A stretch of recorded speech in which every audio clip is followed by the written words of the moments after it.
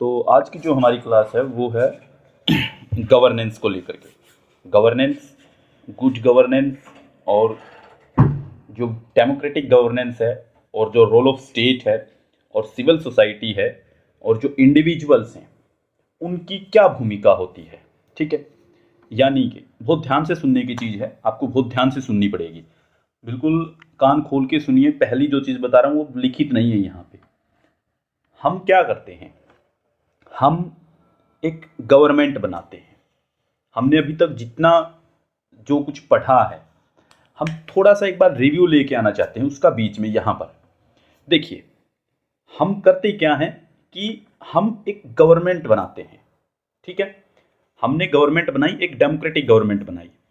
Government चाहे कोई भी हो चाहे वो डेमोक्रेटिक गवर्नमेंट हो, चाहे वो कोई कम्युनिस्ट रिजिम हो, या फिर कोई मोनार्की रिजिम हो, या फिर कोई फासिस्ट रिजिम हो, हर कोई गवर्नमेंट जो है वो अपनी जो पब्लिक है उसको सेटिस्फाई करना चाहती है। ठीक है, उसके लिए वर्क करना चाहती है ताकि वो जो है उसकी गवर्नमेंट को, सरकार को जो वो लेजिटिमाइज करे, उसको वैधता प्रदान करे। ठीक है, उसको मान्यता प्रदान करे। इसीलिए वो क्या करते हैं, उनके द्वारा जो है एक सिस्टम तैयार किया जाता है। ठीक है, और वो सिस्टम जो होता है वो होता है उनका एडमिनिस्ट्रेशन। इस बात को नोट कर लीजिए, वो क्या होता है, वो होता है उनका अपना एडमिनिस्ट्रेशन। तो जब भी हम कोई भी गवर्नमेंट बनती है, गवर्नमेंट जो है पब्लिक चुनती है, और पब्लिक उसको इसलिए चुनती है कि पब्लिक के लिए कुछ वेलफेयर किया जा सके, पब्लिक की जो प्रॉब्लम्स है उनको सोल्व किया जा सके, और सोसाइटी के अंदर जो है वो कंट्रोल बना के रखा जा सके। ठीक है, सोसाइटी को कंट्रोल किया जा सके। तो सोसाइटी को कंट्रोल करने के लिए गवर्नमेंट जो है वो कुछ नियम, कानून, कायदे उस तरीके से तैयार करती है, और उसके लिए जो वो एक कॉन्स्टिट्यूशन बनाती है फिर। ठीक है, तो जब कॉन्स्टिट्यूशन बन जाता है किसी सरकार के लिए, किसी जनता के लिए, उन कॉन्स्टिट्यूशंस के द्वारा जो है वो शासन करेगी गवर्नमेंट। ठीक है, वो वहां पे क्या करेगी, वो शासन करेगी फिर। तो रूल करने का उसका अपना एक तरीका होगा। तो जब वो रूल करेगी तो रूल करते हुए जो है उसके सामने एक चीज रहेगी कि वो रूल को शासन करते हुए जनता के ऊपर शासन करना है, उसे जनता को कंट्रोल करके रखना है, सोसाइटी को कंट्रोल करना है। ठीक है, सोसाइटी का और गवर्नमेंट का रिलेशन जो है वो कैसा होगा वो उसे डिफाइन करना है। ठीक है, और सोसाइटी जो है वो किस तरीके के बिलीफ्स रखती है उनको ध्यान में रखना है। ये सारे काम गवर्नमेंट को अपनी वर्किंग में करने हैं, उसको ध्यान दे करके करने हैं। ठीक है, यहाँ पे उसकी जो फंक्शनिंग है गवर्नमेंट की वो इंपॉर्टेंट हो जाती है। तो गवर्नमेंट इसके लिए एक मैकेनिज्म तैयार करेगी। फिर उस मैकेनिज्म से जो है निकल करके आती है एक चीज जिसे कहते हैं आप एडमिनिस्ट्रेशन, जिसे कहते हैं आप प्रशासन। ठीक है, हमने सरकार बना ली है, सरकार से उसका कॉन्स्टिट्यूशन बन गया है, रूल ऑफ लॉ बन गया है, रूल मेकिंग बॉडीज बन गई हैं, वहां से एडमिनिस्ट्रेशन बनता है। जो एडमिनिस्ट्रेशन क्या करेगा, गवर्नमेंट जितनी पॉलिसी बनाएगी, पॉलिसी मेकिंग करेगी।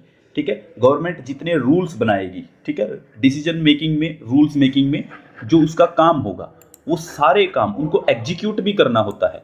तो उनको एग्जीक्यूट करने के लिए उसने एडमिनिस्ट्रेशन तैयार कर लिया है। ठीक है, कि हम जो है पॉलिसी बनाएंगे और एक एडमिनिस्ट्रेशन जो हो हमने तैयार कर लिया है। तो एडमिनिस्ट्रेशन जैसे ही तैयार होता है तो क्या होता है कि अब उस एडमिनिस्ट्रेशन को काम करने हैं। अब काम जो हो वो दो तरीके से हो सकते हैं। एक काम होते हैं कि वो बहुत मुश्किल काम करे, ठीक है, बहुत हार्ड तरीके से काम हो। एक होते हैं बहुत सॉफ्ट तरीके से काम हो, बहुत ही मतलब कि शानदार तरीके से काम हो और लोगों को सुविधाजनक काम हो। ठीक है, लोगों को सुविधा यानी कि आसानी से वो काम हो जाए, एक मुश्किल से काम हो पाए, जटिल तरीके से, कॉम्प्लेक्स तरीके से काम हो पाए, ये चीज़ें होंगी। तो यहाँ पे जब उसको एडमिनिस्ट्रेशन को कुछ चीज़ें आसान करने के लिए, उस रूल को चलाने के लिए जो है कुछ नियम, कानून, कायदे उनको आसान बनाने के लिए, लोगों की वर्किंग को आसान करने के लिए चीज़ों की ज़रूरत पड़ती है कि लोगों के काम होने चाहिए और वो आसानी से किए जा सके, इस तरीके से काम होने चाहिए। तो वहाँ से निकल करके आती है गवर्नेंस। गवर्नेंस, ठीक है, यानी कि शासन प्रक्रिया कि हम जो है वो रूल मेकिंग जो कर रहे हैं, जो चीज़ें बना रहे हैं वो कैसे होंगी, कैसे काम करेंगी, वो सब चीज़ें निकल करके आएंगी। ठीक है, तो जब वो चीज़ें निकल करके आती हैं ना, तो वहाँ पे होता क्या है, जब ये चीज़ें सारी की सारी बनी हैं, निकली हैं, तो यहाँ पे जो है एक चीज सामने आएगी हमारे कि अब उसको जो है सिर्फ शासन नहीं करना है, उसको शासन जो है वो अच्छे से भी करना है, यानी कि एक गुड शासन भी करना है, गुड गवर्नेंस। यानी कि हमने बात की कि हमें एक गवर्नेंस बनाई है काम करने के लिए, लोगों को सुविधाएं प्रदान करने के लिए गवर्नेंस तैयार की है, ठीक है, शासन के तरीके तैयार किए, कैसे काम करेंगे, पब्लिक के काम कैसे होंगे, वो सब चीज़ें। और उसके बाद हमें ज़रूरत पड़ती है कि इसको और आसान किया जाए, उसको अच्छा बनाया जाए। गवर्नेंस तो है, लेकिन उस गवर्नेंस को गुड बनाया जाए, शानदार बनाया जाए, तो उसी कहेंगे हम गुड गवर्नेंस, ठीक है। उसके बाद जो है यहाँ पे जो हम चीज़ें देख रहे हैं, हमारे सामने चीज़ें खुली हुई हैं, फिर हम चाहते हैं कि गुड गवर्नेंस हो गई, गुड गवर्नेंस को थोड़ा सा और अच्छा बनाया जाए। और अच्छा बनाने का मतलब है कि अब हम उसको डेमोक्रेटिक बनाना चाहते हैं।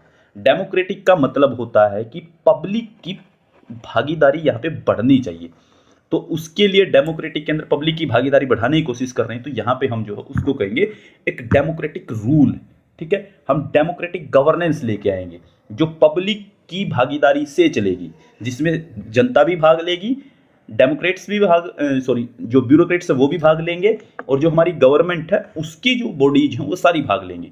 उसके बाद आता है ये स्टेट यानी कि हमारी गवर्नमेंट। फिर गवर्नमेंट क्या करेगी, ठीक है, रोल ऑफ स्टेट, फिर स्टेट का रोल आ जाता है। स्टेट फिर पॉलिसी मेकिंग को और थोड़ा सुदृढ़ करने की कोशिश करता है और थोड़ा गुड बनाने की कोशिश करता है, और उसके लिए वो सोचता है कि हम अपने साथ में जो किसको ले ले, सिविल सोसाइटी को ले ले। सिविल सोसाइटी यानी कि नागरिक समाज को हम अपने साथ लें, जो स्टेट की जो पॉलिसी है उनको लागू करने में अपना रोल निभाए, अपनी भूमिका निभाए, ठीक है। जब सिविल सोसाइटी जुड़ती है तो सिविल सोसाइटी जो हो गवर्नमेंट को, सिविल सोसाइटी में जैसे एनजीओ होते हैं, ऑर्गेनाइजेशंस होते हैं, ठीक है, डॉक्टर होते हैं, वकील होते हैं, ठीक है, इन लोगों को जिनको पब्लिक फॉलो करती है, इंडिविजुअल सोसाइटी जो है वो फॉलो करती है, तो इसको बोलते हैं सिविल सोसाइटी, ठीक है, नागरिक समाज, ठीक है। तो ये जो नागरिक समाज है ये इसमें बड़ी भूमिका निभाता है स्टेट की फंक्शनिंग को अच्छे तरीके से, डेमोक्रेटिक तरीके से, गुड गवर्नेंस के तरीके से लागू करने में, ठीक है। और यहीं पे ये क्या करता है, इन सब चीज़ों को, स्टेट को, गुड गवर्नेंस को, डेमोक्रेटिक गवर्नेंस को या गवर्नेंस को, ये सिविल सोसाइटी जो किसके साथ जोड़ने की कोशिश करती है, ये जोड़ने की कोशिश करती है व्यक्तियों के साथ में, यानी कि एक इंडिविजुअल के साथ में, यानी कि मेरे साथ में। तो यहाँ पे अब सिविल सोसाइटी से होते हुए हम आ गए हैं एक इंडिविजुअल के रोल पे। इंडिविजुअल का क्या रोल होगा, वो सब चीज़ें। तो ये जो यूनिट है, हमारी जो यूनिट आज शुरू हो रही है, इस यूनिट में जो है हम इन चीज़ों को समझेंगे कि गवर्नमेंट अपने काम कैसे करती है, पॉलिसी बना के किस तरीके की वो पॉलिसी बनाती है, किस तरीके की सोसाइटी है, उस सोसाइटी को किन चीज़ों की ज़रूरत है, किस तरीके के इंडिविजुअल्स यहाँ पे हैं, उस इंडिविजुअल्स को क्या चीज़ें ज़रूरी है, क्या गवर्नमेंट जो है वो डेमोक्रेटिक है, क्या गवर्नमेंट जो है वो फासिस्ट है, क्या गवर्नमेंट जो है वो कम्युनिस्ट गवर्नमेंट है, किस तरीके की गवर्नमेंट है, उसी तरीके का शासन होगा, उसी तरीके की गवर्नेंस होगी। तो यही एक चीज है जो गवर्नेंस की बात करती है, ठीक है। तो ये एक इंट्रोडक्शन था हमारा इस यूनिट को लेकर के कि ये यूनिट हमें क्या सिखाएगी, गवर्नेंस का मतलब क्या है, और ये हमारा जो पहला चैप्टर जिसको हम शुरू कर रहे हैं वो है हमारे लिए अब यहाँ पे, ठीक है। तो ये आपके लिए एक जरूरी चीज थी जो स्टार्टिंग में हमें समझनी थी, ठीक है। तो अब शुरू करते हैं हम इसको पढ़ना, ठीक है। अब शुरू करते हैं। देखिए, शासन यानी कि गवर्नेंस, गवर्नेंस का क्या मतलब है। कोई भी गवर्नेंस बनती है, कोई भी सरकार जो वो नियम कानून कायदे बनाती है, ठीक है, उसको अच्छी सुविधाएं प्रदान करनी, तो उसका मतलब सिर्फ ये नहीं है कि नियम बनाए या फिर वो सिर्फ एडमिनिस्ट्रेशन करे। गवर्नेंस का मतलब सिर्फ इतना नहीं है कि वो सिर्फ रूल बनाए या एडमिनिस्ट्रेशन करे या प्रशासन का काम करे, सिर्फ इतना नहीं है। इसका बड़ा अर्थ है, ये बहुत व्यापक तरीके से है, ठीक है। ये ब्रॉड एरिया की बात करता है, क्योंकि जो शासन है जो हम कर रहे हैं, जो सरकार काम करने वाली है, सरकार जो रूल करती है, वो उसका रूल करने का मतलब ये है कि वो जो वो ऑब्जेक्टिव के ऊपर फोकस करती है। उसका फोकस किस चीज़ पे होता है, ऑब्जेक्टिव पे, ठीक है। वो ऑब्जेक्टिव फोकस्ड होकर काम करती है, फोकस्ड ऑन ऑब्जेक्टिव, मतलब फोकस्ड ऑन द पर्पज, इसके ऊपर रह के काम करती है, ठीक है। इसके बाद जिसका मतलब कि इसका फोकस्ड ऑन पर्पज, इसका मतलब ये है कि जो हमारा पब्लिक एडमिनिस्ट्रेशन है, लोक प्रशासन के विपरीत शासन, ठीक है, यानी कि लोक प्रशासन जो है उसके विपरीत शासन है, ठीक है। विपरीत शासन ना केवल संरचना और कार्यों पर बल देता है, कार्य मतलब कि फंक्शनिंग पे, ठीक है, मतलब कि जो लोक प्रशासन है, हमारा जो पब्लिक एडमिनिस्ट्रेशन है, उस पब्लिक एडमिनिस्ट्रेशन के अगेंस्ट होने के बात में जो है इसका मीनिंग ये है कि खाली उसके स्ट्रक्चर पर ही नहीं, और ना ही खाली उसके मतलब कि जो फंक्शनिंग है उसके ऊपर ध्यान देता है, बल्कि जो ये गवर्नेंस है, गवर्नेंस ध्यान देती है ऑब्जेक्टिव, मतलब कि उसके लक्ष्यों पे, गोल्स के ऊपर, उसके ऑब्जेक्टिव पे, ठीक है, उसका जो बनाने के पीछे रीजन है, ठीक है, उसको स्ट्रक्चर करने के जो रीजन है एक शासन को, उसके ऊपर ज़्यादा फोकस करेगी, उसके ऊपर ज़्यादा फोर्स करेगी, ठीक है। ये बात यही है कि जो एक पब्लिक एडमिनिस्ट्रेशन के विपरीत बात करेंगे हम, यानी कि हमने एक बात की थी ना कि हम बात कर रहे हैं कि ये सिर्फ नियम और प्रशासन नहीं है, प्रशासन लोक प्रशासन होता है, गवर्नेंस पब्लिक एड होता है, तो ये पब्लिक एड के विपरीत शासन है।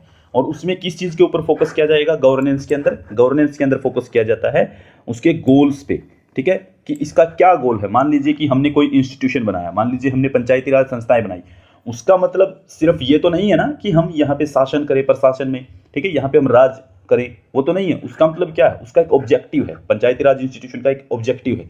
नीति आयोग बनाया है, आरटीआई लेके आए हैं, ठीक है, ये बनाए तो इनका ऑब्जेक्टिव है, इनका उद्देश्य है, ठीक है, और इनको बनाने का जो है एक कारण है। इन चीजों के ऊपर फोकस करेगी गवर्नेंस, ठीक है।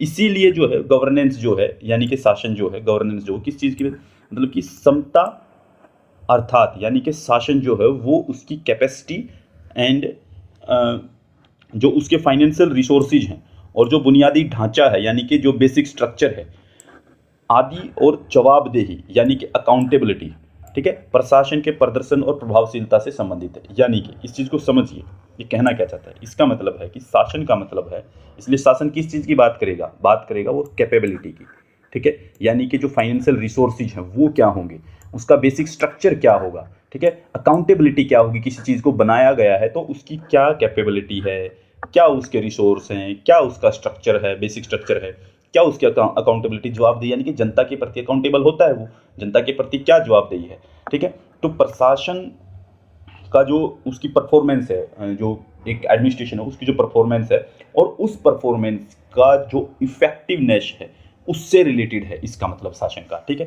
तो आज के समय पे जो टाइम बदल रहा है, जो वर्ल्ड परिवेश है, वैश्विक परिदृश्य है, उसमें लोक प्रशासन जो है, पब्लिक एडमिनिस्ट्रेशन जो है वो काफ़ी इम्पोर्टेंट होता जा रहा है, ठीक है। और ये वर्ल्ड बैंक का एक नया एक सिस्टम तैयार हो रहा है, वर्ल्ड बैंक का जो है दिया हुआ एक नया सिस्टम तैयार होता है। तो वर्ल्ड बैंक जो इसमें काफ़ी इंपॉर्टेंट रोल अदा करता है, ठीक है। तो वर्ल्ड बैंक की यहाँ पे काफ़ी ज़्यादा हमें इन्वॉल्वमेंट देखने को मिल जाएगी, जिसमें एक चीज़ हमें दिखाई दे कि ये किस चीज़ के लिए बनाया गया, कि जैसे कि इसको बनाने के पीछे कहा था कि वर्ल्ड बैंक ने इसको ईजाद किया है। जो शासन की हम बात करते हैं, गवर्नेंस की हम बात कर रहे हैं, वो वर्ल्ड बैंक की देन है। यानी कि शासन किससे निकल करके आया है, इसको किसने दिया, गवर्नेंस किससे बन के आई है, वो आई है वर्ल्ड बैंक से। वर्ल्ड बैंक जो है वो इसका फाउंडर है, यानी कि गवर्नेंस वर्ड जो कहाँ से आया है, वर्ल्ड बैंक से। और इसने क्यों लेके आए थे, इसको किस लिए लेके आए थे, कि जो डेवलपिंग कंट्री हैं, और डेवलपिंग कंट्रीज़ के अंदर कौन से देश हैं, उप सहारा अफ्रीकी देश, ये जो उप सहारा अफ्रीकी देश हैं ये देश इसमें शामिल हैं, इनके लिए लेके आए थे इसको। और ये क्यों लेके आए इनके लिए, वर्ल्ड बैंक इनके लिए क्यों लेके आया था, क्योंकि उस समय पे क्या हो रहा था कि ये जो देश थे, सहारा देश थे, जो उप सहारा अफ्रीकी देश थे, जो ये अपने जो लोन्स हैं उन लोन्स को चुकाने में फेल हो रहे थे, ठीक है। और फेल होने के कारण क्या है कि इन देशों के अंदर जो है वो जो प्रशासनिक क्षमता है, यानी कि शासन करने की जो क्षमताएं हैं वो कम थी इनके अंदर, वो काफ़ी मतलब कि क्राइसिस आ रहा था वहाँ पे, ठीक है। और साथ में इनके अंदर ये दिखाई दे रहा था कि ये कैपेबल नहीं है, उस काम को करने में कैपेबल नहीं है, जिससे क्या हो रहा है कि इनके बहुत खर्चे हो रहे हैं, बहुत तरीके की समस्याओं का सामना करना पड़ रहा है, सरकारें नहीं चल पा रही हैं, लोगों की जो सुविधाएं हैं वो अच्छे से नहीं डेवलप हो पा रही हैं, ठीक है। तो यहाँ पे वर्ल्ड बैंक ने इनिशिएटिव लिया, और जो ये विकासशील देश हैं, उप सहारा अफ्रीकी देश हैं, ठीक है, सब सहारा अफ्रीकन कंट्रीज बोलते हैं इसको, सब सहारा अफ्रीकन कंट्रीज, तो इन देशों के लिए लोन चुकाना मुश्किल था। तो इस चीज़ को ध्यान में रखते हुए वर्ल्ड बैंक ने सोचा कि ये लोग जो हैं अभी लोन नहीं चुका रहे हैं, इनको और भी पैसे की ज़रूरत पड़ेगी, तो ये बाद में भी नहीं चुका पाएंगे, इसलिए इनके लिए एक ऐसा ढांचा तैयार करना चाहिए जिससे कि ये अपने शासन को अच्छे से रन कर पाएं। उसी को रन करने के लिए जो है इन्होंने क्या किया, इन्होंने एक नई चीज इजाद की जिसको ये गवर्नेंस कहते हैं, गवर्नेंस लेकर के आते हैं। ठीक है, दूसरी चीज इसके पीछे कारण ये भी था कि जैसे सोवियत संघ था उस समय पे, सोवियत संघ का डिक्लाइन हो रहा था। ठीक है, तो इसका विघटन हुआ, सोवियत संघ जैसे टूटता चला गया। ठीक है, सोवियत संघ टूटने के साथ क्या हुआ कि जो न्यू लिबरल रिफॉर्म थे, न्यू लिबरल रिफॉर्म जो हो वो भी ज़्यादा लोकप्रिय हो रही थी उसमें पे। एक चीज़ तो ये हो ही गई कि उसमें पे जो सोवियत यूनियन जो है वो डिक्लाइन पे थी, सोवियत यूनियन टूट रही थी। ठीक है, तो सोवियत यूनियन के अंदर जैसे ही डिक्लाइन आता है, सोवियत यूनियन जैसे ही टूटती है, उसके साथ में क्या होता है कि जो न्यू लिबरल पॉलिसीज थी या न्यू लिबरल रिफॉर्म थे जो, वो काफ़ी उसमें पॉपुलर हो रहे थे। ठीक है, और इसके साथ में क्या है कि जो डेवलपमेंट है, डेवलपमेंट के कारण जो हो वो विश्वास हुआ कि उनकी डेवलपमेंट, यानी कि सोवियत यूनियन तो एक तरफ डिक्लाइन गई, दूसरी तरफ जिन्होंने ये चीज़ अपनाई थी, न्यू लिबरल पॉलिसी जिन्होंने अपनाई थी, उनका क्या था कि वो डेवलप्ड कर रहे थे, वो अपने आप में डेवलपमेंट को अचीव कर रहे थे। ठीक है, और जो लोक प्रशासन है, जिसकी हम पब्लिक एडमिनिस्ट्रेशन की बात करें, पब्लिक एडमिनिस्ट्रेशन के अंदर जो हम जो वहाँ के सिटीजन हैं, सिटीजन्स की जो जवाबदेही है, जवाबदेही अकाउंटेबिलिटी होती है और पारदर्शिता होती है कि ट्रांसपेरेंसी होती है, मतलब कि ट्रांसपेरेंसी और जो उनकी पार्टिसिपेशन है वो इन चीज़ों के ऊपर ज़्यादा फोकस कर रही थी, क्योंकि यहाँ पे इन्हीं के अंदर नव उदारवादी जो सुधार हैं उनके अंदर नागरिकों की जवाबदेही सुनिश्चित करनी पड़ रही थी। वहाँ पे ट्रांसपेरेंसी आ रही थी, पारदर्शिता आ रही थी चीज़ों के अंदर, और साथ में जो सिटीजन की भागीदारी है वो ज़्यादा दिखाई दे रही थी। ठीक है, इसी के कारण जो है, इसी के कारण, इन चीज़ों के कारण जो है शुरुआत होती है गवर्नेंस की जो अवधारणा है उसकी शुरुआत होती है। तो हम जब देखेंगे कि कोई पूछे हमसे कि गवर्नेंस की शुरुआत क्यों हुई, उसके पीछे क्या कारण थे, तो एक चीज़ तो ये थी कि जो उप सहारा अफ्रीकी देश हैं वो लोन नहीं चुका पा रहे थे, वो डेवलप नहीं हो पा रहे थे। दूसरी चीज़ है कि सोवियत संघ का विघटन हो गया था। तीसरी चीज़ है न्यू लिबरल रिफॉर्म, वो काफ़ी लोकप्रिय हो रहे थे। ठीक है, न्यू लिबरल रिफॉर्म जो है वो काफ़ी पॉपुलर थे। इन चीज़ों को ध्यान में रखते हुए जो है इसकी शुरुआत की जाती है। तो यहाँ पे जो है इसी चीज़ के ऊपर, एक सेकेंड, कोई प्रॉब्लम तो नहीं बीच में? चलिए, तो इस प्रकार जो है यहाँ पे जो शासन है वो कंप्लीटली हम एक चीज़ देख पा रहे हैं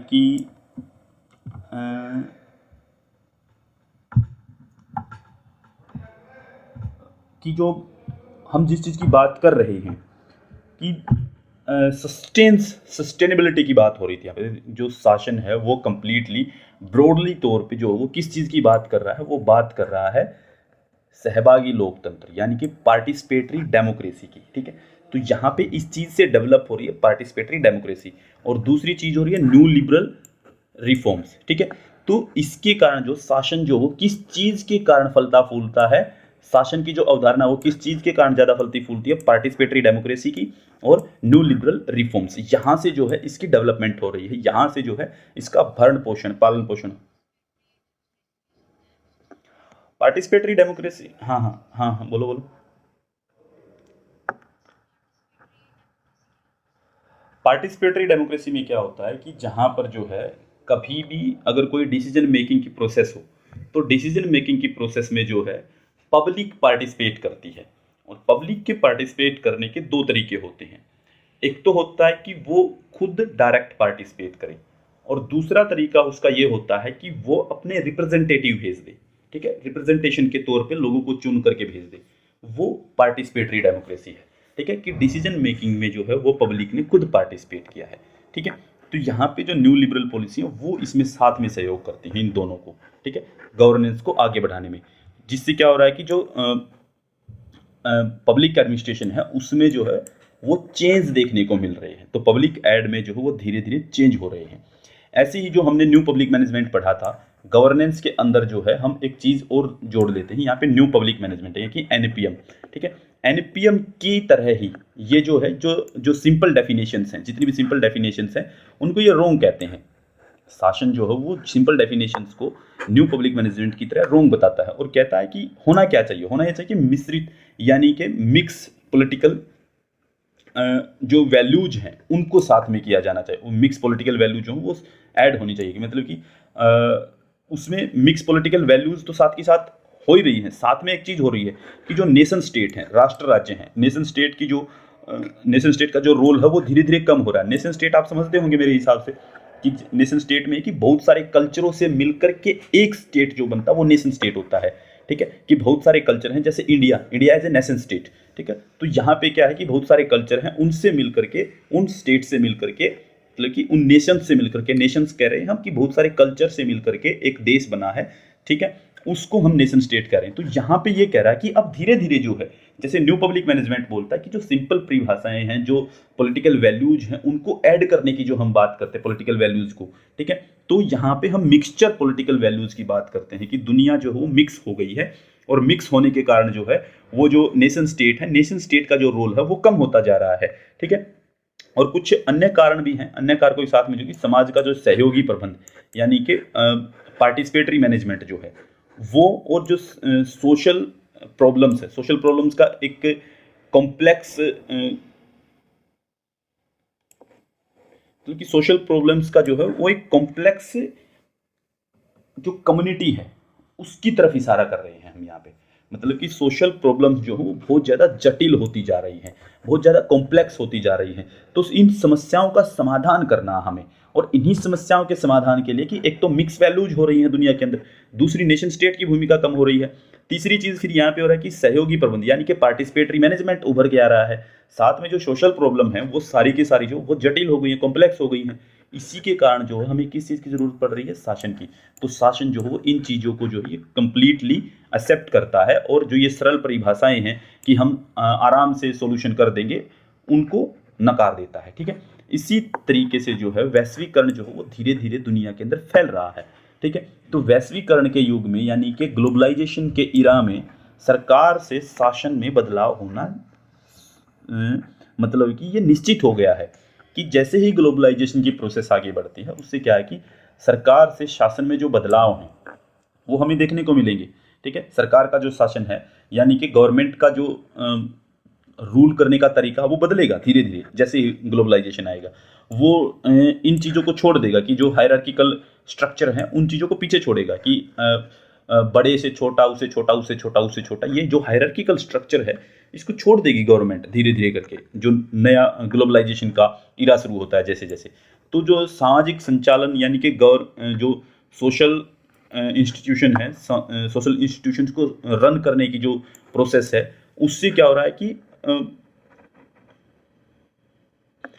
जो सोशल इंस्टीट्यूशन है, जो पुराने इंस्टीट्यूशन से उनकी जो प्रोसेस थी, उस प्रोसेस से हम थोड़ा दूर जा रहे हैं। विनियम, ये छोड़ दिए विनियम, क्योंकि बातचीत का जो नेटवर्क है, एक चीज़ और जिसमें ऐड होती है कि बातचीत की नेटवर्क आधारित प्रक्रिया, यानी कि हम जिससे भी बात करना चाहते हैं, ठीक है, पहले हम डायरेक्ट बात करते थे कि यानी कि हम जो है सोसाइटी के अंदर बातचीत का जो तरीका है वो धीरे धीरे चेंज हुआ, उसकी प्रोसेस चेंज हुई है कि हम कम्युनिकेट अगर किसी से कर रहे हैं, बातचीत अगर किसी से कर रहे हैं, तो वो किस चीज़ की है, अब नेटवर्क आधारित हो गई है कि व्यक्तियों से व्यक्ति जुड़ रहे हैं।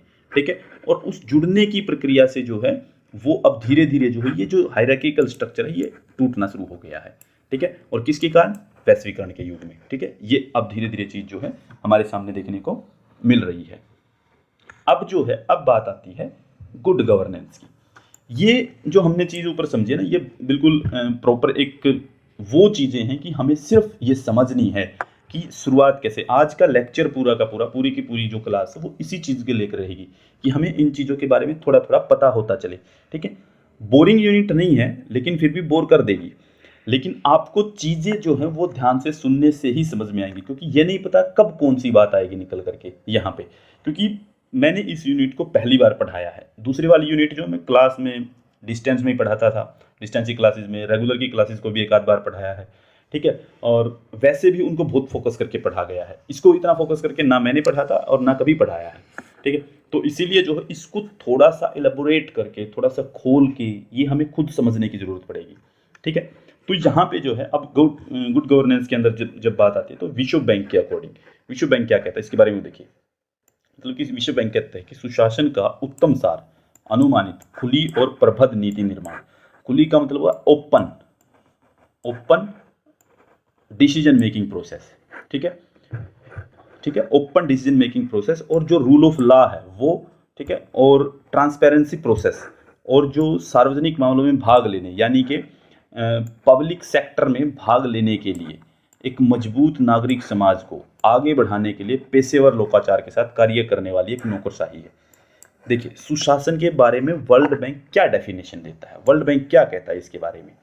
वर्ल्ड बैंक कहता है कि सुशासन है क्या। सुशासन जो है वो एक ओपन डिसीजन मेकिंग प्रोसेस है, वो एक रूल ऑफ लॉ के थ्रू काम करने वाली प्रोसेस है, वो एक ट्रांसपेरेंट प्रोसेस है, वो जो है पब्लिक अफेयर्स जो हैं, पब्लिक अफेयर्स के अंदर जो है वहाँ पे पार्टिसिपेट करने वाली एक प्रोसेस है, ठीक है, एक स्ट्रॉन्ग सिविल सोसाइटी को बनाने की एक प्रोसेस है, ठीक है, और प्रोफेशनलिज्म की एक प्रोसेस है।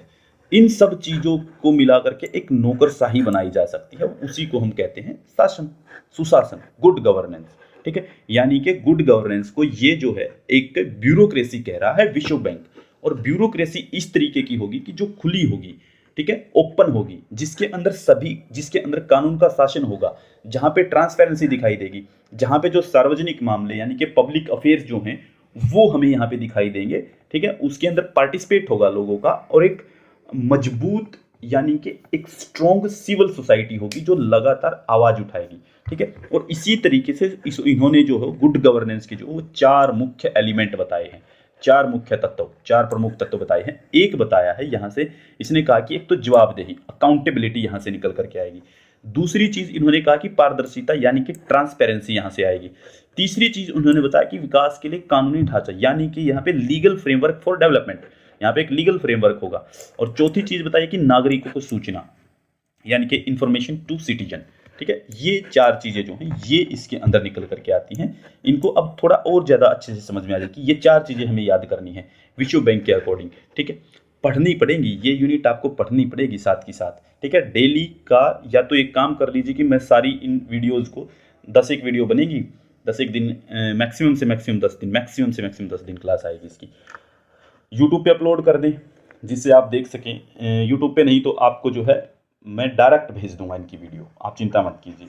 ये वीडियो एक एक बार जरूर डबल स्पीड करके देख लेना चाहिए, ठीक है, जरूर देखना, ताकि आपको धीरे धीरे चीज़ें समझ में आ जाए। और अपने सामने जो है अपना पेज खोल के रखिए, जिस पेज से हम पढ़ रहे हैं, जहाँ से हम पढ़ रहे हैं, ठीक है, आपको नोट्स भेजे गए हैं, ठीक है। इसलिए ये कहते हैं, अब ये जो 4 चीज़ें बताई हैं इसके बाद में ये क्या कहना चाहते हैं, यहाँ पे देखिए, ये कहते हैं कि इसलिए शासन में सुधार, गवर्नेंस में रिफॉर्म अपने संस्थागत वातावरण के मूल्यांकन से शुरू होगा। यानी कि इंस्टीट्यूशनल एनवायरनमेंट का इवैल्यूएशन जब हम करेंगे, ठीक है, वहाँ से इसकी शुरुआत होगी। असेसमेंट जब हम करेंगे, assessment of its institutional environment, ठीक है, वहाँ से शुरू होगा। यानी कि कोई भी गवर्नेंस है, मान लीजिए कि हमें जो है डीसी ऑफिस में सुधार करना है, ये डीसी ऑफिस मान लीजिए, ठीक है, तो ये डीसी ऑफिस है, जिला कार्यालय, ठीक है, तो डिस्ट्रिक्ट कलेक्टर का ऑफिस है, ठीक है, ये जिला कार्यालय है। तो यहाँ पे हमें सुधार करना, मान लीजिए, तो यहाँ पे सुधार करने के लिए जो ये संस्थागत वातावरण यानी कि यहाँ का जो एनवायरनमेंट है, यहाँ पे जो काम करने वाले लोग हैं, यहाँ पे जो चीज़ें हैं, ठीक है, इनका क्या करना पड़ेगा, असेसमेंट करना पड़ेगा। असेसमेंट का मतलब है कि इसका इवैल्यूएशन करना पड़ेगा। इवैल्यूएशन का मतलब ये होगा कि हमें ये देखना पड़ेगा कि यहाँ पे लोग काम कैसे करते हैं, क्या एनवायरनमेंट है, क्या सुविधाएं दे रहे हैं, और क्या और नया किया जा सकता है। उसके अंदर सुधार करने से जो वो गवर्नेंस आएगी, और गवर्नेंस आने से क्या होगा, यानी कि यहाँ पे हमें ये देखना पड़ेगा एनवायरनमेंट के अंदर कि यहाँ पे जवाबदेहिता कितनी है, यहाँ पे ट्रांसपेरेंटी कितनी, यानी कि अकाउंटेबिलिटी क्या है, ट्रांसपेरेंसी क्या है, जनता के लिए खुला हुआ है या नहीं है ये, कि जनता यहाँ पे डायरेक्ट आएगी नहीं आएगी, बातचीत कर सकती नहीं कर सकती, कानून के अकॉर्डिंग कितने काम होते हैं, ये इनके ऊपर बेस करेगा एनवायरनमेंट, और तब यहाँ पे जो है हम सुधार कर पाएंगे, ठीक है। इसके बाद जो है विश्व बैंक ने जो है वो कमजोर शासन के विरुद्ध यानी कि सुशासन को विपरीत माना है। देखिए, एक चीज़ कहता है वर्ल्ड बैंक, क्या कहता है वर्ल्ड बैंक, कहता है कि जो कमजोर शासन है, यानी कि कमजोर शासन होता है एक वीक गवर्नेंस, ठीक है, एक वीक गवर्नमेंट या वीक गवर्नेंस, उसके विरुद्ध सुशासन के विपरीत माना। ये कहता है कि जो गुड गवर्नेंस होती है ना, गुड गवर्नेंस के विपरीत होती है, उसके अगेंस्ट होती है एक वीक गवर्नमेंट। एक वीक गवर्नमेंट जो वो उसके अगेंस्ट उसको माना गया है, ठीक है। और कहते हैं, ये कहते हैं कि कमजोर शासन जो है एक ऐसी मतलब कि बॉडी है, मतलब कि एक वीक गवर्नमेंट जो, एक वीक गवर्नेंस जो है वो एक ऐसी बॉडी है जिसकी विशेषता मनमाने ढंग से, उसकी विशेषता क्या होंगी, देखिए पहले ये अब बता रहा है कि गवर्नेंस, कमजोर गवर्नमेंट कौन होगी उसके बारे में बता रहा है, और फिर उसके बिल्कुल विपरीत होगी सुशासन यानी कि गुड गवर्नेंस, ठीक है। तो यहाँ पे देखिए अगली जो हम क्लास लेके आएंगे उसमें साथ के साथ इंग्लिश के वर्ड भी ऐड करके लेके आऊंगा आपके लिए, ठीक है, वहां से और आसान हो जाएगा फिर, ठीक है। अब देखिए कमजोर शासन क्या है, कमजोर शासन क्या है उसके बारे में बताता है, उसकी क्या विशेषताएं हैं। ये कहता है कि कमजोर जो भी शासन होगा ना वहां पे एक तो मनमाने ढंग से पॉलिसी मेकिंग होगी, मनमाने ढंग से पॉलिसी मेकिंग। दूसरी वहां पे नॉन अकाउंटेबिलिटी जो ब्यूरोक्रेसी है वो होगी, यानी कि गैर जिम्मेदार यानी गैर जवाबदेह नौकरशाही होगी। नौकरशाही मतलब कि हमारे सिविल सर्वेंट आईएएस हैं, डीसी हैं, एसपी हैं, ठीक है, और जो हमारे एसडीएम हैं, तहसीलदार हैं, ये गवर्नेंस, ये जवाबदेह नहीं होंगे जनता के प्रति कमजोर शासन के अंदर, ये उनको जवाबदेह नहीं होंगे, मतलब कि अकाउंटेबल नहीं होंगे, क्या करना क्या नहीं करना। हाँ देखो सुनो सुनो सुनो, यहाँ से जो मैं पहली यूनिट करवा रहा हूँ ना, ये अभी जो करवा रहा हूँ, यहाँ से मुश्किल ही क्वेश्चन आता है वैसे तो, लेकिन ये करवाना इसलिए जरूरी है कि आप जो हो वहां तक पहुंचते पहुंचते समझेंगे उन चीज़ों को।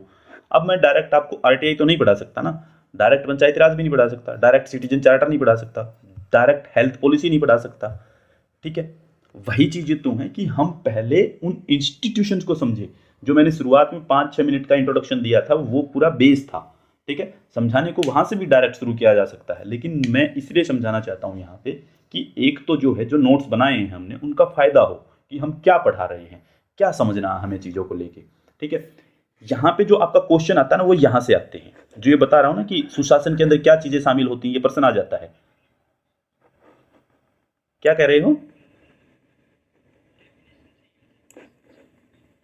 आता है, मैं कह रहा हूँ यहाँ से एक दो क्वेश्चन आता है डेफिनेशन में। जैसे आपसे ये पूछ लेंगे कि शासन का मतलब बताए, सुशासन क्या होता है, सुशासन में क्या चीजें शामिल हैं, उसकी क्या विशेषताएं हैं, ऐसे पूछ लेते हैं।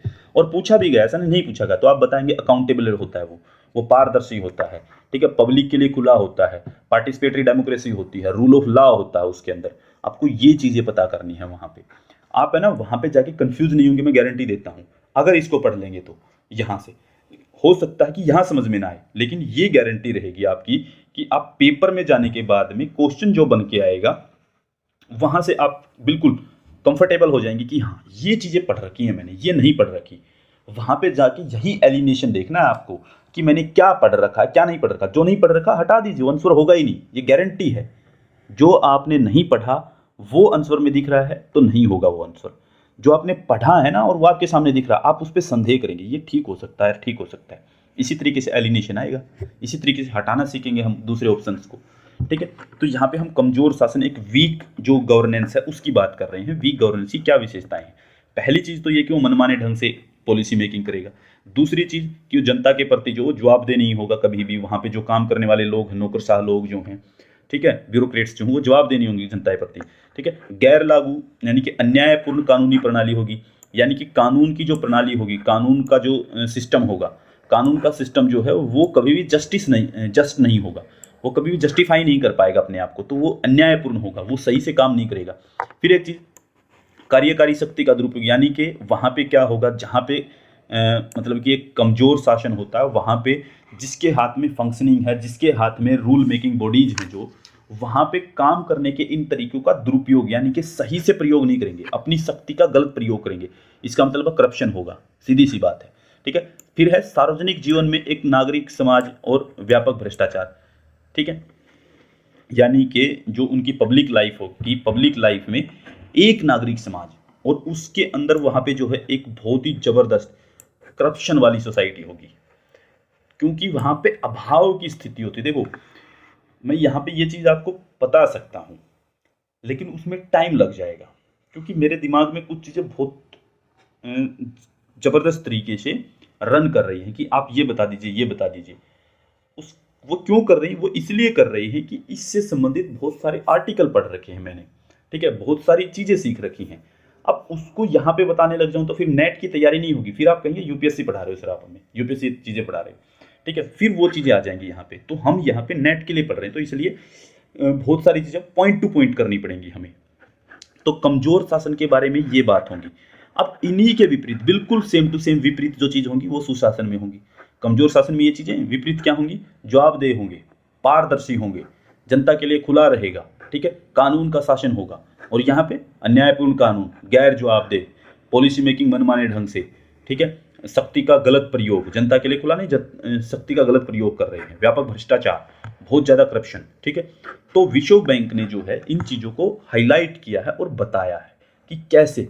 विश्व बैंक की एक रिपोर्ट आती है, विश्व बैंक ने जो है अपनी एक रिपोर्ट दी है, एक उसका डॉक्यूमेंट है जिसका नाम है शासन और विकास, ठीक है, गवर्नेंस एंड डेवलपमेंट। 1992 में ये रिपोर्ट आई थी, और ये जो रिपोर्ट है जो सब सहारन अफ्रीकन देश हैं उनके लिए आई थी, यह आपको ध्यान रखनी है, ठीक है। इसमें क्या है कि शासन के विकास के लिए देश के जो आर्थिक और सामाजिक संसाधन हैं उनके मैनेजमेंट में जो पावर का यूज होता है, पावर के यूज के तरीकों को बताता है। कि ये कहते हैं कि गवर्नेंस और डेवलपमेंट, यानी कि गवर्नेंस और डेवलपमेंट 1992 में जो रिपोर्ट आई उसके अंदर ये बात करते हैं आगे कि जो वहाँ पे जो इकोनॉमिक सोशल जो संसाधन है, यानी कि जो रिसोर्सेज है, इकोनॉमिक एंड सोशल रिसोर्सेज हैं, उनकी जो मैनेजमेंट है, उनकी मैनेजमेंट में जो हम पावर का यूज करते हैं उसके क्या तरीके हो सकते हैं उनको डिफाइन किया है। यानी कि इकोनॉमिक और सोशल रिसोर्सेज की मैनेजमेंट के क्या क्या तरीके हैं उनको डिफाइन करती है ये रिपोर्ट, ठीक है। तो यहाँ पे गुड गवर्नेंस के रिलेटेड जो है वो कुछ ये रिलेशन बताता है कि गुड गवर्नेंस से रिलेटेड कुछ चीजें बन के उभरती हैं, वो क्या हो सकती हैं वो देखिए। वो हो सकती है कि देश में एक तो राजनीतिक शासन के प्रकार बताएगा, ठीक है, यहाँ पे गुड गवर्नेंस से रिलेटेड कौन सी चीजें संबंधित हैं, ठीक है, एक देश में की यानी कि पॉलिटिकल जो रूल है, पॉलिटिकल रूल के कितने तरीके हैं वो चीज़ हमें पता चलेगी। कि यहाँ पे एक तो कि डेमोक्रेटिक रूल हो जाए, ठीक है, एक हो जाए कि एक फासिस्ट रिजिम हो जाए, ठीक है, एक हो जाए कम्युनिस्ट रिजिम हो जाए, ठीक है। मतलब कि ये पॉलिटिकल रूल के तरीके हैं, पॉलिटिकल रूल के प्रकार हैं, कौन कौन से तरीकों से शासन किया जाता है दुनिया के अंदर, ठीक है, यही तरीके हैं ज़्यादातर फेमस, ठीक है। डेमोक्रेटिक और नॉन डेमोक्रेटिक ये हो सकते हैं, दो तरीके करें तो डेमोक्रेटिक और नॉन डेमोक्रेटिक, ठीक है। दूसरी जो बात कहता है कौन सा रिलेशन है गुड गवर्नेंस से रिलेटेड, कौन सी बात है, वो है कि ये प्रक्रिया जिसके माध्यम से शक्ति का प्रयोग किया जाता है, ठीक है, ये बताएगा कि शासन करने की यानी कि रूल करने की प्रोसेस क्या होगी, ठीक है, प्रोसेस क्या होगी, उस प्रोसेस के बारे में बताएगा। जो प्रोसेस जो है वो पावर को यूज करने के बारे में बताती है, ठीक है। तो यानी कि रूल मेकिंग के लिए, जैसे मान लीजिए कि कोई फासिस्ट रूल है, तो फासिस्ट रूल में क्या होगा कि वहां पे किस तरीके की प्रोसेस देखने को मिलेगी, वहां पे मिलेगी एक व्यक्ति शासन कर रहा है, एक व्यक्ति डिसीजन ले रहा है। डेमोक्रेटिक रूल होगा तो डेमोक्रेटिक रूल में कि यहाँ पे लोग पार्टिसिपेट कर रहे हैं, गवर्नमेंट लिबरल है, रूल ऑफ लॉ लागू है, तो शक्ति का प्रयोग रूल ऑफ लॉ से किया जाता है, किसी एक व्यक्ति से नहीं किया जाता है, ठीक है। पावर का प्रयोग जो है, किसी भी पावर का प्रयोग जो है वो रूल ऑफ लॉ से किया जाता है, ठीक है, किसी एक व्यक्ति के मोनार्की या फासिस्ट या कम्युनिस्ट तरीके से नहीं किया जाता है, ठीक है। इसके बाद जो तीसरी जो बात करते हैं इससे रिलेटेड, वो कहते हैं कि सरकारी कार्यों के निर्वहन के लिए नीतियों को डिजाइन या तैयार करने और लागू करने की सरकार की क्षमता। गवर्नेंस में, गुड गवर्नेंस में एक चीज और रिलेटेड बताता है कि गुड गवर्नेंस में जो वो क्या चीज और हो सकती है, वो कहता है कि सरकार की जो फंक्शनिंग है और उसकी जो पॉलिसी है, पॉलिसी को डिजाइन करके उनको लागू करना, निर्वहन, ठीक है, उसको लागू करना, उसको तैयार करना, उनका डिजाइन तैयार करना, गवर्नमेंट की जो फंक्शनिंग है उसके लिए, उसमें गवर्नमेंट की जो क्षमता है, गवर्नमेंट की जो कैपेसिटी है उसके बारे में बात होगी गुड गवर्नेंस में, कि गवर्नमेंट की क्या कैपेसिटी है कि वो अपनी फंक्शनिंग को, अपनी पॉलिसी के डिजाइन को तैयार करके उनको लागू कर सके, उसके तरीकों के बारे में बात होगी यहाँ पे, ठीक है। ये तीन चीजें बताता है गुड गवर्नेंस के बारे में यहाँ पे, ठीक है। इसके बाद एक रिपोर्ट और है, यूएन डेवलपमेंट प्रोग्राम 1997। देखो ये तो पेपर में आती है, आपको किसी को भ्रम हो, ये वाली रिपोर्ट आपके पिछले पेपर में पूछी गई थी। एक पर्सन और बताता हूं आपको, पिछले वाले पेपर में कौन सा था, ये वाला पर्सन था आपके पिछले वाले पेपर में, कि जो ये लोग जो गुड गवर्नेंस का कॉन्सेप्ट तो कहाँ से आया, उप सहारा अफ्रीकी देशों से। कौन लेके आया, वर्ल्ड बैंक लेके आया। ये मत सोचे क्वेश्चन नहीं आए हैं, मैं एक एक चीज़ बता दूं आपको कहाँ से क्वेश्चन आए हैं। गुड गवर्नेंस की जो ये बातें ना, समता, वित्तीय संसाधन, जवाबदेहिता, ये सब चीज़ें आई हुई हैं। क्या काम करती है गुड गवर्नेंस, ये सब चीज़ें आती हैं आपकी वहाँ पे। इन्हीं चीज़ों के बारे में जो है हम बात कर रहे हैं, तो इसको आगे बढ़ाते हैं। ठीक है, अब आती है यूएन डेवलपमेंट प्रोग्राम रिपोर्ट 1997 में। ठीक है, ये गुड गवर्नेंस के लिए जो ये 8 कैरेक्टरिस्टिक्स बताते हैं, 8 इंपॉर्टेंट कैरेक्टरिस्टिक्स की बात करती है। यूएन डेवलपमेंट प्रोग्राम की रिपोर्ट जो है 1997 में जो पब्लिश हुई थी उसके बारे में बात करती है, गुड गवर्नेंस की 8 इंपॉर्टेंट पॉलिसीज कैरेक्टरिस्टिक्स के बारे में। देखिए 8 कैरेक्टरिस्टिक्स क्या है। पहली कैरेक्टरिस्टिक्स है भागीदारी। भागीदारी का मतलब होता है पार्टिसिपेशन। ठीक है, इस चीज को ध्यान से देख लीजिए। पहली बात करता है पार्टिसिपेशन। देखिए इसकी बात करती है, ध्यान दीजिए एक बार फिर से। गुड गवर्नेंस की 8 विशेषताएं हैं जो कि यूएन डेवलपमेंट प्रोग्राम 1997 ने बताई हैं। वो क्या हो सकती हैं? पहली है पार्टिसिपेशन यानी कि भागीदारी मतलब ये कहता है कि महिला और जो पुरुष हैं वो उन दोनों की भागीदारी होनी चाहिए। एक गुड गवर्नेंस उसे कहेंगे जहां पे महिला और पुरुष उन दोनों की भागीदारी होगी, और दोनों की भागीदारी या तो वो डायरेक्ट हो सकती है या इनडायरेक्ट हो सकती है। ठीक है, यानी कि डायरेक्ट इनडायरेक्ट का मतलब जो मैंने डेमोक्रेटिक गवर्नमेंट के बारे में बताया था कि या तो अपने रिप्रेजेंटेटिव चुने या जो लेजिटिमाइज जो इंस्टीट्यूशन है उनके माध्यम से जो है वो पार्टिसिपेट करें। ठीक है, यानी कि डायरेक्ट या इनडायरेक्ट में यही चीज आती है कि डायरेक्ट में होता है कि वो जो है वो अपने प्रतिनिधि भी चुन सकता है, खुद भी पार्टिसिपेट कर सकता है, या फिर वो उन इंस्टीट्यूशंस के लिए, उन संस्थागत तंत्र जो हैं, इंस्टीट्यूशनल जो फ्रेमवर्क हैं, वहां पे जाके पार्टिसिपेट कर सकता है। ठीक है, और भागीदारी का मतलब ये कतई नहीं है कि समाज के जो कमजोर वर्ग हैं, जो वीकर सेक्शन है, ठीक है, मार्जिनलाइज सेक्शन है, उसके निर्णय लेने में हमेशा शामिल किया जाए। यानी कि ऐसा कभी नहीं, भागीदारी का मतलब ये कभी नहीं होता है कि जो कमजोर वर्ग है यानी कि जो वीकर सेक्शन है सोसाइटी का, उसको हमेशा पार्टिसिपेट करवाया जाए डिसीजन मेकिंग के अंदर। इसका ये मतलब नहीं है। ठीक है, इसका मतलब ये है कि पब्लिक का पार्टिसिपेशन, ठीक है, उसको सुनिश्चित किया जाना जरूरी है। मतलब जनता की भागीदारी को संगठित किया जाना जरूरी है कि ज़्यादा से ज़्यादा लोग पार्टिसिपेट कर सकें, वो बात यहाँ पे जरूरी है। उसके लिए जरूरी ये नहीं है कि कोई कमज़ोर है और उस कमज़ोर को हर एक डिसीजन मेकिंग में शामिल करेंगे, ऐसा नहीं है। इसका मतलब है कि पब्लिक का पार्टिसिपेशन करवाना है, और पब्लिक का जो पार्टिसिपेशन है वो संगठित तौर पे होना चाहिए। ठीक है, वहाँ पे नागरिक समाज की भूमिका के साथ साथ जो है हम बात करेंगे यहाँ पे सिविल सोसाइटी में, ठीक है, जनता की भागीदारी बात कर रहे हैं, और साथ में हम बात करेंगे कि यहाँ पे जो है सिविल सोसाइटी का पार्टिसिपेशन होना चाहिए। ठीक है, और साथ में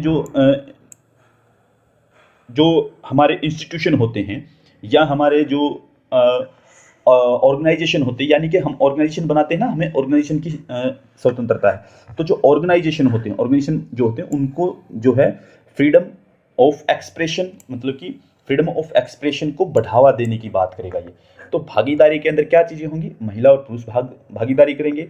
दूसरी चीज़, जनता की भागीदारी को सुनिश्चित किया जाएगा। तीसरी चीज़, सिविल सोसाइटी भाग लेगी। चौथी चीज़, यहाँ पे जो संघ हैं वो यहाँ पे अपने जो अभिव्यक्ति की जो स्वतंत्रता है वो यहाँ पे यूज कर सकते हैं। ठीक है, और किस तरीके से? डायरेक्ट या इनडायरेक्ट, किसी भी तरीके से यूज कर सकते हैं भागीदारी। पहली चीज यूएन डेवलपमेंट प्रोग्राम रिपोर्ट का ये पहला फीचर है। ठीक है, उसने पहला फीचर बताया है गुड गवर्नेंस के बारे में। ठीक है, यूएन डेवलपमेंट प्रोग्राम 1997 में। ठीक है, दूसरे फीचर पे आते हैं। दूसरा जो इसकी कैरेक्टरिस्टिक से बारे में बात करता है, दूसरा बताता है कि सहमति पर आधारित समाज। सहमति पे आधारित समाज का मतलब होता है कि कंसेंट बेस्ड सोसाइटी होनी जरूरी है। ठीक है, यानी कि मतलब कि कंसेंसस ओरिएंटेड। ठीक है, कंसेंसस ओरिएंटेड बात कर रहा है ये। ठीक है, यहाँ पे क्या होता है कि जितने भी यहाँ पे इंटरेस्ट हैं लोगों के, ठीक है, मतलब कि पब्लिक के जो इंटरेस्ट हैं उनका जो भी रिप्रेजेंटेशन करेगा वो सर्वसम्मति से होना चाहिए। यानी कि सोसाइटी में मान लीजिए कि हम लोग रहते हैं, हम जो यहाँ पे पढ़ रहे हैं कि हम एक सिविल सोसाइटी बना रहे हैं, हम सबका इंटरेस्ट है। ठीक है, अब जो जैसे कि यहाँ पे सहमति पर आधारित समाज की बात कर रहा हूँ मैं यहाँ पे, कि सोसाइटी जो हो सहमति पे आधारित होनी चाहिए। सहमति पे आधारित यानी कि हम मान लीजिए हमारी एक क्लास समाज है, और इसको हम कहें कि यहाँ पे जो है हम सर्वसम्मति से निर्णय कैसे लें। ठीक है, तो यहाँ पे हम देखेंगे कि इंटरेस्ट ज़्यादा लोगों का कैसे है। अब देखिए, मुझे ऐसा लगा कि यहाँ पे जो है हमारी क्लास के अंदर हिंदी से पढ़ने वाले स्टूडेंट जो हैं वो 70% से ज़्यादा हैं, जिनको हिंदी में समझ में अच्छे से आएगा। हम बता देंगे इंग्लिश में, कोई दिक्कत नहीं है, साथ के साथ बताते रहते हैं चीज़ों को, समझाने की हमारी लैंग्वेज हो सकती है हमारी, ठीक है, लेकिन उसके बीच में सर्वसम्मति होनी जरूरी है। यह नहीं होना चाहिए, सर्वसम्मति का मतलब होता है कि आपके पास कम से कम 2/3 वोट हो, 2/3 वोट, यानी कि 3 हिस्से हैं तो 3 में से 2 वोट आपके पास होने चाहिए, ठीक है। तो इसमें यह होगा कि मैं ये नहीं कर सकता था कि यहाँ पे 50% हिंदी के 50% इंग्लिश के, वो सर्वसम्मति नहीं होगी। यहाँ तो मेजोरिटेरियन सिस्टम लागू हो जाएगा। सर्वसम्मति होती कि लगभग सभी की सहमति हो, सबकी सहमति हो। हमारी क्लास एक सोसाइटी है तो सबकी सहमति होनी जरूरी है, ठीक है। और इसी से क्या होगा कि निर्णय जो है वो अच्छा लिया जा सकेगा, ठीक है। यहाँ से सर्वोत्तम यानी कि सब ज़्यादा से ज़्यादा लोगों का जो इंटरेस्ट है उसको रिफ्लेक्ट कर पाएंगे, सर्वोत्तम हितों का प्रतिबिंब किया जा सके, ठीक है। ज़्यादा से ज़्यादा लोगों का जो इंटरेस्ट है उसको रिफ्लेक्ट किया जा सके, वो कैसे होगा, वो होगा सर्वसम्मति से, ठीक है। ये इसका मतलब है दूसरा सुशासन का।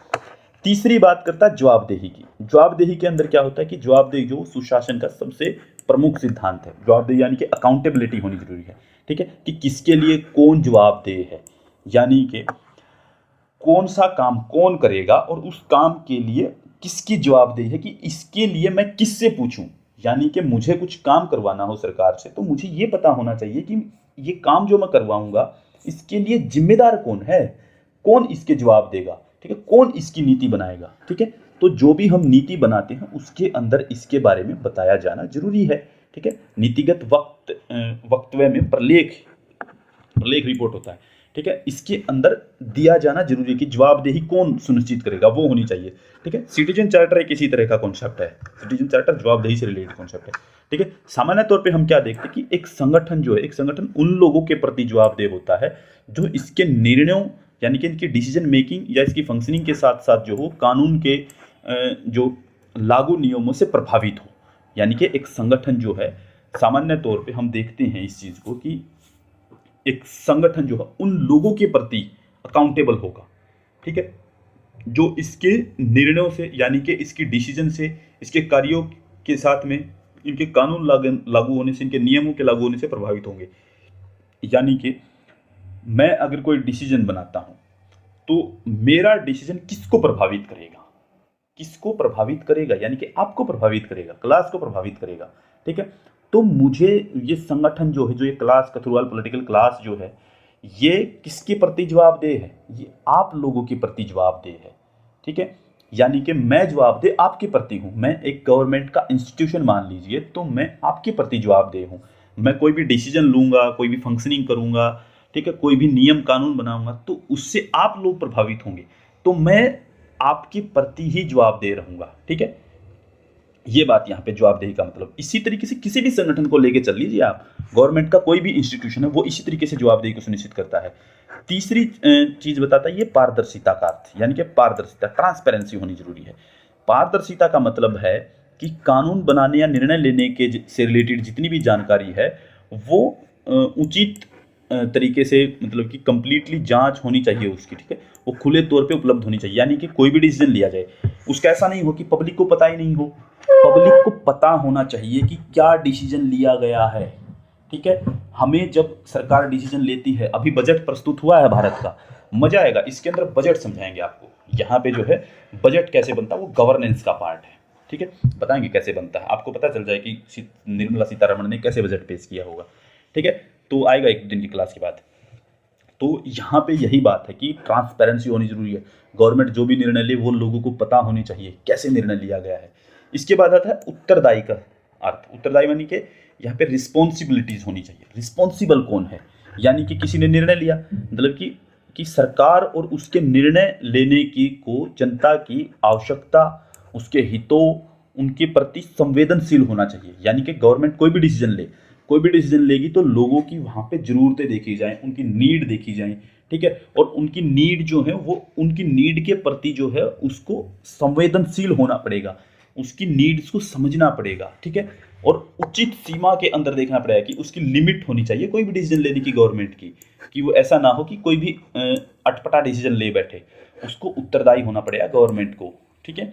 यानी कि अगर डिस्ट्रिक्ट कार्यालय से कोई डिसीजन लिया जाता है, ठीक है, डिस्ट्रिक्ट कलेक्टर कोई डिसीजन लेता है तो उसको जो है जवाबदेह होना पड़ेगा, उत्तरदायी होना पड़ेगा कि आपने डिसीजन लिया था, आप उत्तरदायी हैं इसके, ठीक है। आपको रिस्पॉन्सिबिलिटी लेनी पड़ेगी, आप रिस्पॉन्सिबल होंगे कुछ भी करेंगे तो, ठीक है। ये एक चीज होनी चाहिए, ठीक है। फिर है इस कैरेक्टरिस्टिक्स बता रहे ना हम, याद है ना, यूएन डेवलपमेंट प्रोग्राम 1997 की कैरेक्टरिस्टिक्स पे बात करें कि गुड गवर्नेंस के अंदर जो है वो क्या क्या कैरेक्टरिस्टिक्स होती हैं, तो जवाबदेहिता भी होती है उसके अंदर गुड गवर्नेंस में। फिर जैसे प्रभावी और कुशल, प्रभावी और कुशल का मतलब है कि एफिशिएंट इफेक्टिवनेस होनी चाहिए और एफिशिएंट होना चाहिए वो, ठीक है। उसके अंदर इफेक्टिवनेस और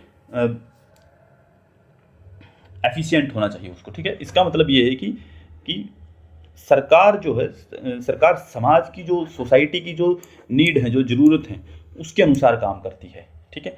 यानी कि कोई भी काम करे वो इतना प्रभावी होना चाहिए कि गवर्नमेंट जो है कोई काम कर रही है तो सोसाइटी की ज़रूरतों के लिए काम कर रही है, ठीक है। उन्हें भी सुनिश्चित करना चाहिए कि बिना किसी मतलब कि रिसोर्सेज जो हैं उनका गलत तरीके से यूज ना हो, बर्बाद ना हो रिसोर्स, ठीक है। रिसोर्सों का यूज जो है वो अच्छे से हो, वो वेस्ट ना हो, वेस्ट नहीं होने चाहिए रिसोर्स, यानी कि वो इस तरीके से यूज होना चाहिए कि वो एक तरीके से इफेक्टिव हो, ठीक है। गवर्नमेंट अगर कोई पॉलिसी बनाए, कोई काम करे, तो उसका यूज इफेक्टिव तरीके से होना चाहिए, ठीक है। इस तरीके से नहीं हो कि वो बर्बाद हो जाए, रिसोर्स बर्बाद नहीं करने हैं एक गुड गवर्नेंस के अंदर, ठीक है। इसके बाद होता है कानून का शासन। ये बहुत सिंपल है कि कोई भी देश जो हो, कामकाज जो करती है देश की सरकार, ठीक है, वो कामकाज करे तो वो कानून से रिलेटेड होने चाहिए, कि वो कानून को ध्यान में रख के काम करे, बिना कानून को ध्यान में रखे काम ना करे, ठीक है। इसके बाद जो आता है वो समाज और समावेशी। इसका मतलब होता है कि इक्विटेबल एंड इंक्लूसिव, ठीक है। इंक्लूसिव समावेशी होता है, इंक्लूसिवनेस होनी चाहिए इसके अंदर, ठीक है। मतलब कि निर्णय लेने की जो प्रोसेस है, डिसीजन मेकिंग की जो प्रोसेस है, उसमें जो पब्लिक है, पब्लिक की जो जरूरतों को ध्यान में रखा जाए, ठीक। सिर्फ जरूरतों के लिए और सिर्फ भागीदारी की अनुमति देनी है, पब्लिक को जो है उसके अंदर पार्टिसिपेट करने की अनुमति देनी है।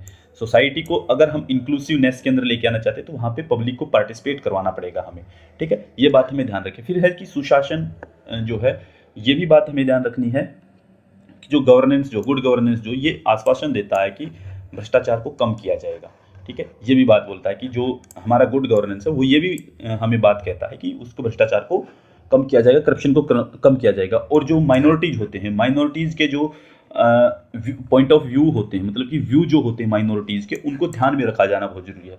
और समाज ने जो है वो सबसे, मतलब कि समाज के जो सबसे कमज़ोर लोग हैं उनकी जो वॉइस है, उनकी जो आवाज़ है वो सुनी जानी चाहिए एक गुड गवर्नेंस के अंदर, ठीक है। तो ये समाज की जो वर्तमान और भविष्य की जो ज़रूरतें हैं उनके प्रति गुड गवर्नेंस जो है वो हमेशा रिस्पॉन्सिबल होगी।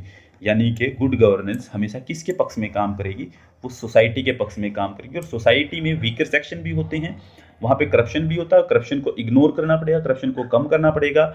माइनॉरिटीज होते हैं, माइनॉरिटीज़ का ध्यान रखना पड़ेगा। कमज़ोर लोग हैं उनकी बात को सुनना पड़ेगा, उनको ध्यान में रख के डिसीजन लेने पड़ेंगे, ठीक है। सोसाइटी की जो करंट की सिचुएशन है उसको समझ करके और भविष्य में जो चीज़ों की ज़रूरत है उसको ध्यान में रखते हुए हमें रिस्पॉन्सिबिलिटी लेनी पड़ेगी, उसके प्रति हमें डिसीजन लेने हैं, ठीक है। और गुड गवर्नेंस का मतलब ये भी है कि भारतीय संविधान के अंदर जो है गुड गवर्नेंस के बारे में जो बात की जाती है उसमें कहा गया है कि भारत जो है वो एक सॉवरेन कंट्री है, एक सोशलिस्ट कंट्री है, एक जो है एक सेकुलर कंट्री है और एक डेमोक्रेटिक कंट्री है, ठीक है।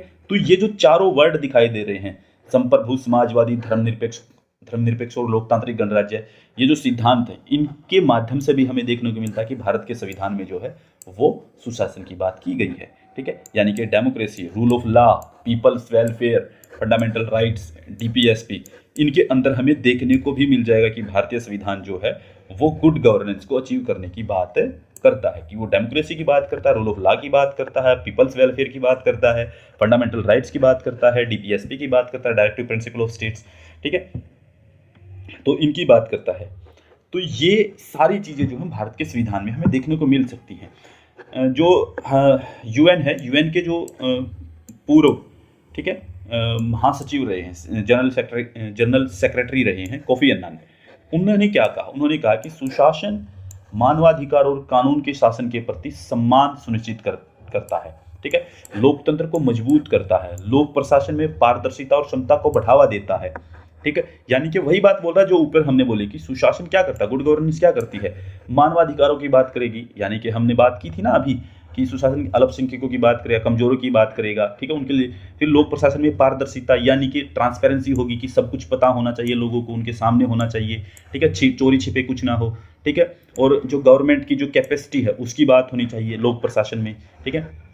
और उन्होंने ये भी कहा है कि साथ में कि जो गरीबी उन्मूलन है और विकास जो है, डेवलपमेंट जो है, यानी कि पॉवर्टी एनालिशन और साथ में डेवलपमेंट को बढ़ावा देना है, वो सुशासन का काम है, ठीक है।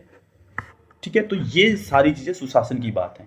अब बात करते हैं हम कि भारत में सुशासन की पहल क्या हुई है, भारत में जो है वो सुशासन के बारे में क्या बात हुई, यानी कि गुड गवर्नेंस के बारे में भारत में क्या डिसीजन लिए गए हैं, ठीक है। Initiative of good governance in India, ये बात भारत के अंदर भी हुई है, ठीक है। तो यहाँ पे क्या कहते हैं, यहाँ पे देखिए अभी क्या है कि एक चीज़ देख लीजिए कि अभी टाइम जो है वो 9 से ऊपर हो गया है, तो हम जो है